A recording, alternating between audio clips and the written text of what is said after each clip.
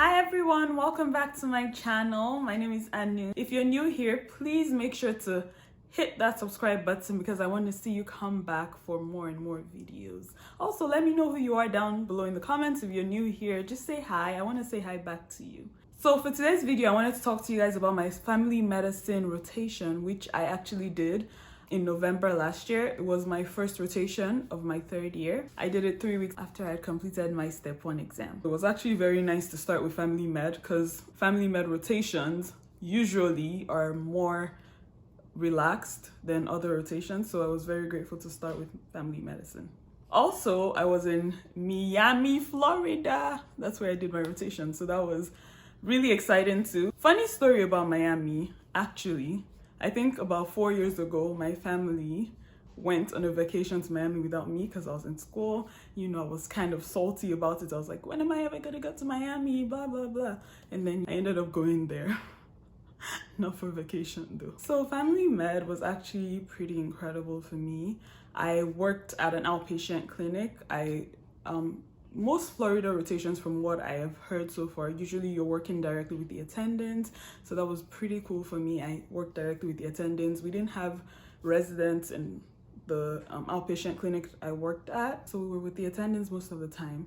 And normally family med rotations, depending on your school, can be 6 weeks long or 4 weeks long. It was 6 weeks long for me. The first couple of weeks, you know, they just like let us shadow, so we understood how the patients worked and how the doctors did their things. And then after that, then we're allowed to have our own patients and we're able to take history, physical examination, and then like go present to the attending physician and tell them what you think is going on with this person or what the recommendations are. One thing about family medicine is it's a lot of continuity care. So these doctors already know this patient, sometimes for like years. We had this one patient who the doctor that he was seeing was his mother's doctor, saw his mom through her OBGYN journey, through like his pregnancy, and he was like 26 years old at that time. So the doctor had known him for almost all his life, pretty much all his life. So that's one pretty cool thing about family medicine, the continuity that is there. So a lot of the patients I didn't know that well, and in a way had to rely on the doctor's information because they had a chronic problem that didn't just start that day. So we saw a variety of illnesses, from hypertension to diabetes to HIV, and managing that, what that's like, and even acute stuff like sore throat or a swollen knee or just acute things like that.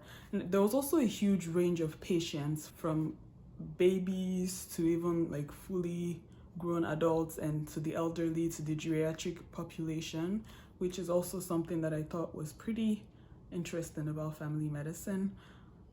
There's just a range of things. So you're doing a little bit of peds, you're doing a little bit of OBGYN, because I know we saw pregnant women a couple of times, not very many, but like every once in a while you'd see a pregnant woman.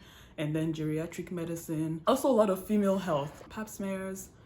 We got to give people shots. There were little procedures here and there that we could do, but as a medical student, I was only allowed to watch. So it was kind of sad, but it was still educative nonetheless. So for me, we had clinic every other day. So Monday, Wednesdays, and actually Monday, Wednesday, not every other day.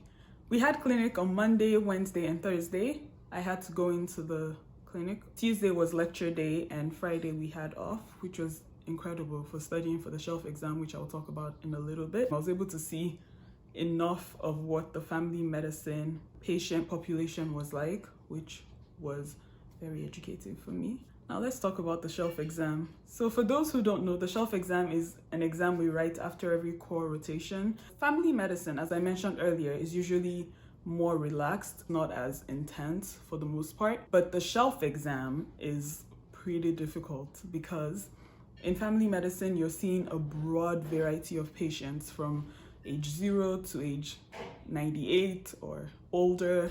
So there's just a lot of diseases in that range, in that age group. And there's also a little bit of pediatrics, OBGYN, there's geriatrics. It's just a lot of information that you have to know. And for me, I was lucky that I had 6 weeks, which is still not a lot of time, but For those who have 4 weeks, that I don't know how you guys do it, but we had 6 weeks, and for me I had Fridays off, so it added to my study day. Let me tell you guys what I used for studying for the shelf. Actually, I definitely used Uworld. Uworld is key for everything. Uworld does not leave you. Uworld will be with you from now till forever. So just hold on to your Uworld. I also use Step Up to Medicine, which is this very detailed book that covers everything, literally everything. Anything you want to know is in there.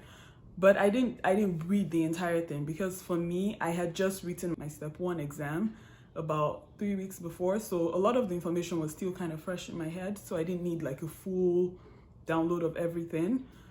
But it was a pretty good book to help. So whenever I needed a little refresher about a topic, diabetes for example, then I just go there and look through it and just refresh my memory. Another thing that I used that was very helpful was Case Files. It's a book of questions. So they give you a case, a question, a person comes in, 56-year-old man comes in with so and so. You just get a case, and then they help you work through the case. Like, what do you ask the patient? What would the workup be?